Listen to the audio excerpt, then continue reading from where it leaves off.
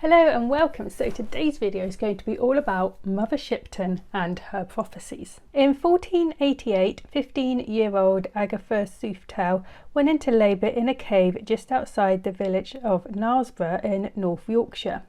A violent thunderstorm raised as she brought her daughter, who she named Ursula, into the world. Due to Agatha's refusal to reveal who had got her with child, it was said that the young orphaned Agatha had been seduced by the devil, making him Ursula's father. When she was born, Ursula was deformed. She was born with a hunchback and bulging eyes and apparently cackled instead of cried. Because of Agatha's scandalous pregnancy out of wedlock and the rumours about Ursula's father, they were both shunned by the community, so they made their home in the cave where Ursula was born.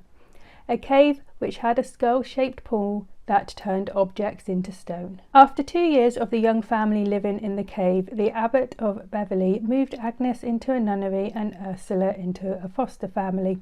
Mother and daughter never saw each other again. Ursula was accepted by her new family and made a few friends, though the wider community were suspicious of her. Many legends about Ursula's childhood exist. One tale says that when she was 2 years old, Ursula's foster mother left her at home while she ran a few errands. When she returned, she found the front door open. Worried about what might be in the house, the foster mother went and got some of her neighbours to enter the house with her.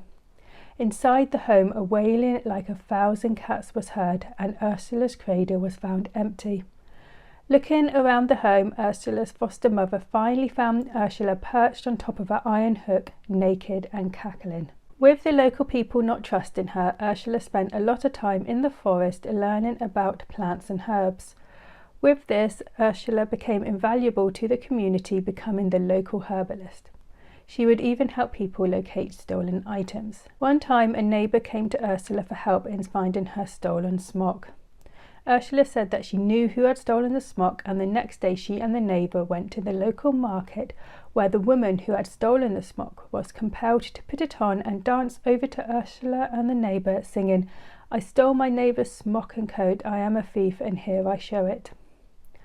Ursula took the smock off the thief and gave it back to her neighbour. In 1512, Ursula married local carpenter Tobias Shipton. People were completely shocked by the marriage, whispering amongst themselves that Tobias must have been bewitched, so as to agree with the marriage. After this, Ursula went by the name Mother Shipton. Tobias Shipton died only 2 years after their marriage, and many people thought that Mother Shipton had killed him. Due to the grief and everyone thinking that she had murdered her husband, Mother Shipton moved back into the cave where she was born. There she carried on making herbal potions for the locals.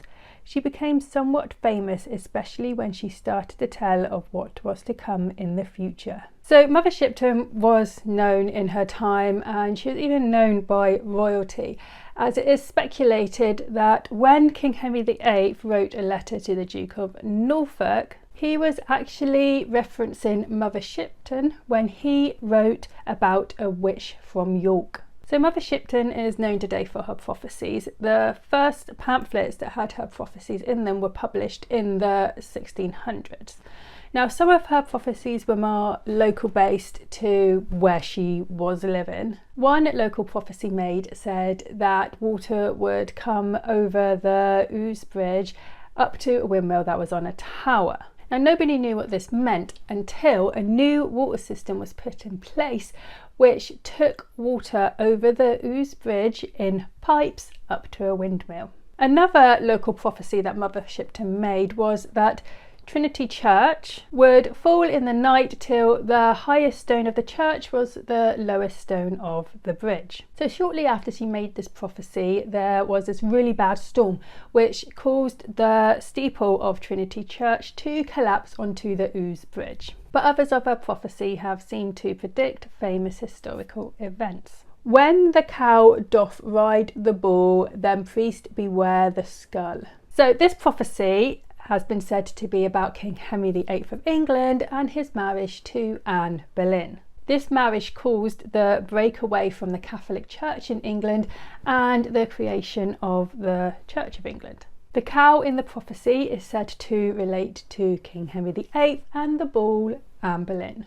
The Western monarch's wooden horse shall be destroyed by the Drake's forces. So this prophecy has been attributed to the defeat of the Spanish Armada by Sir Francis Drake.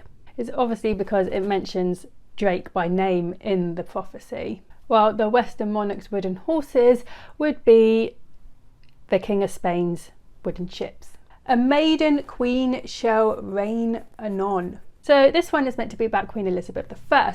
A maiden is sort of another name for like a virgin, and of course Queen Elizabeth I is famous for being the Virgin Queen, having never married. A widowed queen in England shall be headless seen. So this prophecy is said to be about Mary, Queen of Scots. She was twice widowed, and she had been forced to abdicate her throne in Scotland in favour of her son James. After this, she had fled to England, where she was basically kept under house arrest by Queen Elizabeth I. So there are many plots that involved Mary, and most of them were trying to take over the English throne so that they could turn England back into a Catholic country. Now, because of this, she posed a threat to, obviously, England, and Elizabeth I ended up signing a death warrant, whether she wanted to or not, for Mary, which involved Mary having her head chopped off. So another prophecy that Mother Shipton gave was that a great calamity would befall London, and this was interpreted to have been about the Great Fire of London of 1666.